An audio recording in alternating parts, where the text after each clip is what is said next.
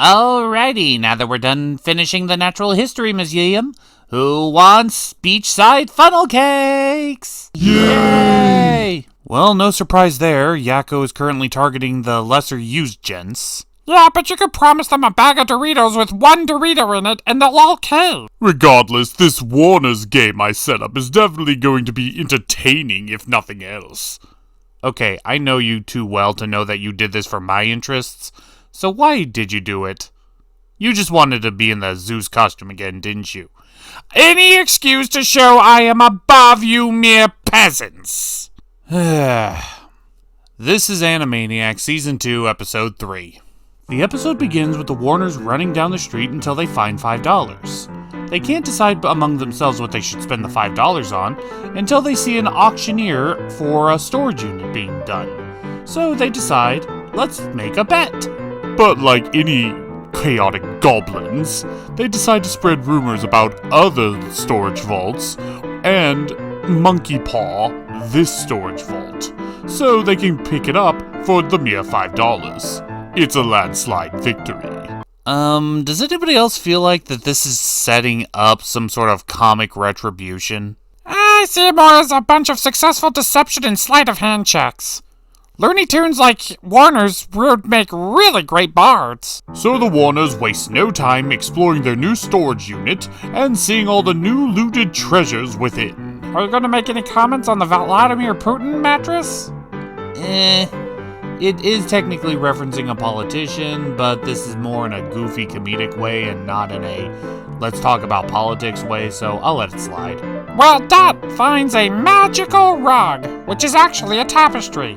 But because she doesn't know its value, she decides directly into a blender. But thankfully, Yakko saves it and says that this mural is actually depicting William the Conqueror. And then they all immediately jump inside of it. You know, this is indeed something I genuinely miss in modern-day cartoons. Gone are the days where a cartoon character can just simply have unexplained powers, abilities, and Looney Tune logic, and just do things. Everything is so story-driven nowadays. And while I do enjoy a really good story, sometimes I just want to watch cartoon characters just be cartoon characters. And that is one thing that the Animaniacs do well. And then we get into the bulk of the episode, which is Yakko singing about William the Conqueror. Do you count this as politics too? No, this is just medieval history. And the original Animaniacs sang about random shit as well, so yeah, this gets a pass. And it's clear that Yakko has not lost any of his singing talent over the years. Depicting a very watered-down version of William the Conqueror's history and life. Yeah, you always gotta take history being learned from cartoons with a grain of salt, but it does open up the possibility of somebody actively looking up the Wikipedia page and learning something new about historical characters and historical history. I mean, even you did that. I started doing it, but then I realized how much do I actually care about this. And I said, no, I'd rather make this review. And I'm gonna be real here, I might actually prefer this tapestry animation to the actual animation. It's fun, it's lighthearted, it's historical, but it's not beating Yakko's world. Okay, the reason why I keep comparing every single one of Yakko's songs to Yakko's world is because that one set the gold standard for Yakko songs. I know that he can sing, I know he can sing really well, and I know he likes to sing. Just be glad I'm not comparing it to anything from Wacko's Wish. Well, eventually they do pop out of the tapestry and they decide to keep it. As for everything else in the storage unit, well, they go to the local pawn shop and get another $5. And so the cycle begins again. And that was the Animaniacs portion of the bit. It was good. I didn't care too heavily for it, but I wasn't offended. So I think this is another mid-category. In all honesty, there's not really too much to say for these sing-along episodes. We specialize in story and animation. We don't necessarily have any expertise when it comes to the musical arts. We now find ourselves in the Pinky and the Brain segment, where during this episode, Pinky gets a call from Brain from long distance, and apparently a massive underground deal has gone awry. You see, Brain was going to try to get an isotope for his latest quantum invention, so he was going to meet up with some thugs to give them money. But his bag of money was switched at the bus stop with an old lady's hand lotion bag. And so they thought that Brain was going to stiff them. So they kidnapped him, and they're holding him for ransom until he pays up what he owes. And he only has 1 hour to do so. Otherwise, he's going to be fed to their venomous serpent pet. So are you going to say anything about the fact that we don't know what the evil plan to take over the world is in this episode as well? Well, while that is a factor, it's a very insignificant factor given this specific context. Since this episode isn't about taking over the world, this one is about just getting pieces for a device to take over the world. So I'm willing to let it slide this time. I don't think it's too hypocritical to say that. And even if it is, I don't give a shit. Actually, understanding the seriousness of the situation, Pinky actually goes and tries to get the money, $100,000, but unfortunately needs a way to keep time. Luckily, there's a time device just sitting right there that Pinky rips out of the socket and sets for 1 hour. He has 1 hour to get $100,000. That was the device that Brain was working on, wasn't it? Oh, like that wasn't obvious. So we go through a random series of shenanigans where Pinky is just doing some oddball things, while there's an obvious effort to include background details, interactions, people saying things, people doing things. All of it culminating into creating a lemonade stand, where Pinky actually does get a customer willing to pay $100K for lemonade, but unfortunately, he forgot to buy the cups. So he goes to the location where he has to pay off the money, saying that he couldn't get the money because he fucked up, and thus, Brain is now Snake Chow. But then, as Pinky is running, the device on his wrist goes off, and the isotope that the criminals have flings to his wrist, and it causes a weird distortion effect that turns back time to the moment that Pinky set the watch. Oh, it's gonna be one of those episodes. Groundhog Day! Well, because Pinky now has a reset button when he screws up, he does the similar actions but takes different courses, which causes the story itself to change because he's well aware of the actions that failed him the first time. And in this version of events, Brain actually has a method of actually escaping his fate without Pinky, and it shows that he's fully capable of doing so when he actually has some hope. But ultimately, things get screwed up because at the end of the day, this is Pinky and the Brain. If Pinky doesn't screw up, it's Brain's the one who screws up. But this one is a Pinky episode, so Pinky. Also, not going to gloss over, Brain just straight up beat up an old lady for a bag. So, on one hand, Groundhog Day episode styles like this do take a lot out of the suspense, because it feels like there's a do whatever you want and get away with it badge. But this one at least is smart enough to add a unique rogue element, where Pinky has to have the isotope that is with the criminals to achieve Groundhog Day status. So, there is that element of he still needs to do the job, otherwise Brain is toast. So I'll give it credit for unpredictability. So now this is Pinky's third time back in the past. In order to get things right, he does everything carefully and tries to do it by the book, which once more alters the course of the events moving forward. Though Brain still completely wails on that old lady. Well, Brain technically is the bad guy, he's just the protagonist. But unfortunately this time, Pinky is unable to get what he needs in order to make his lemonade stand in order to make the wealth. But he's asked by a security guard who's been there since the first round to watch his security truck filled with money. Pinky is of course not smart enough to put two and two together, but thankfully, fate and rushed riding is on his side, as the truck conveniently is not in park, rushes downhill through traffic, and smashes head-on into the criminal's hideout.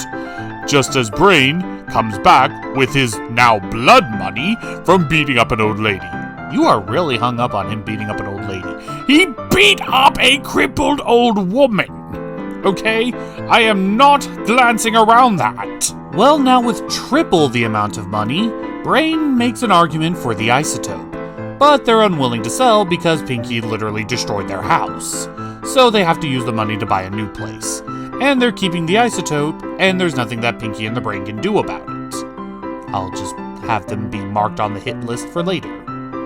Brain wonders just how Pinky was able to pull all this off, and that's when Pinky shows him the armband, which Brain puts two and two together. That's his invention for turning back time, and yeah.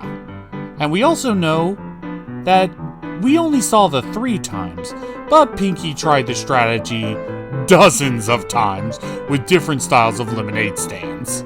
So, I guess there is a little bit of humor in that. And so they walk off to prepare for tomorrow night, for they will attempt to take over the world! And then Brain destroys his device because Pinky had it activated, and they kept repeating that line again and again and again and again. And yeah, that's the So that was the Pinky and the Brain aspect of the episode, and it wasn't the best, but it was serviceable. So once again, it's mid. We seem to be getting a long string of mid-Animaniacs episodes. Mid doesn't necessarily mean bad here, but mid is still middle of the road. It's serviceable, but it's not exceptional.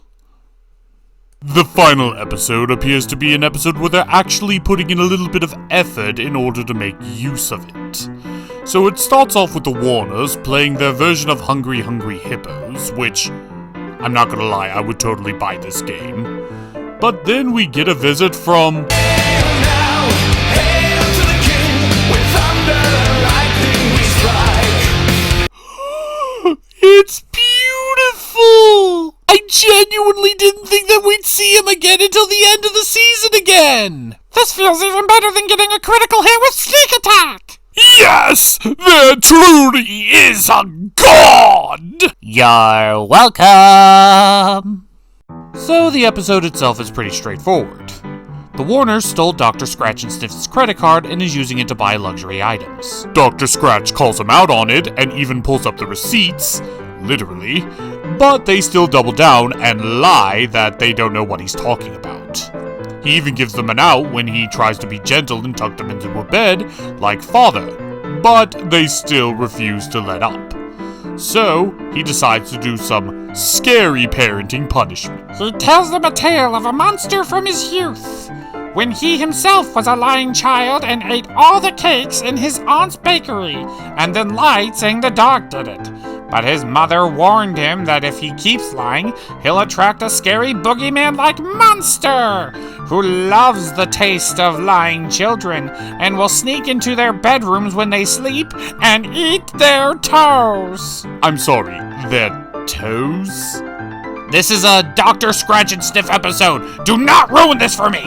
Okay.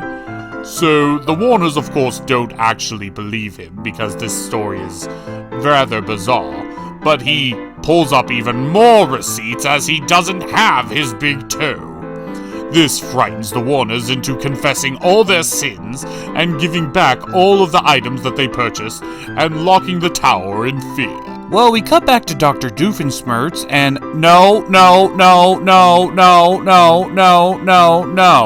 You go away. This is a Dr. Scratch and Sniff bit. You go away right now. I do not like you. Wait, there was no actual scene where the monster actually confronted the Warners. There was a shadow, yes, but that's just cartoonish effect. There was no scene where they all interacted. Why is she dressed up like the monster? Was she just wandering around the Warner movie lot dressed up as the monster? What a strange hobby. Well, as it turns out, Dr. Scratch and Sniff and the Warner Brothers CEO had concocted this whole monster bit to begin with in order to keep the Warners in line, thinking that they finally found a way to control them, only for the real monster to show up and chase them around, trying to eat their toes for lying. Okay, this bit might have worked if it wasn't for the fact that they didn't do it maliciously. They did it in order to teach the Warners a lesson. This is parenting, not an actual punishment, even if it is a white lie. This is yet another scenario and another example of the Animaniacs cartoon ignoring the rules of karma cartoon logic in favor of trying to do an unfunny joke, which there could have been a funny joke. There could have been an actual funny joke here, but they ignored the karmic setup in favor of teaching the parents a lesson. Regardless, this is yet another example of the mid-Animaniacs 2020. It's definitely an improvement over the first season thus far, but it's not exactly meeting the standards set forth in 1992. I imagine an alternate universe where these same storylines were given to the other Animaniacs, like the Goodfeathers, or Slappy the Squirrel, or hell, even Buttons and It's sad that reality is forever lost to us. While it is a grand breath of fresh air that they're not using political humor for the last 2 episodes, or if they did, I slid under my radar.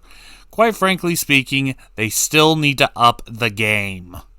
They need to be able to risk offending in order to be funny. They also really need to give up on this CEO Warner Bros. Lady.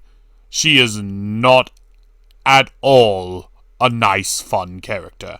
We actively dislike her. They just need to give up on her. Just get rid of her. Bring back the other guy. At least he's tolerable. We're thankful that you gave us Dr. Scratch and Sniff, but without all the other Animaniacs, you're playing a game without a full set of dice. But we'll just have to see how well it gets in the next episode. So until then, we're the Cartoon Gentlemen. I'm Gent. I'm Rihash. I'm Decipher. And we will see you all next time. Ow! Oh, that one hurt.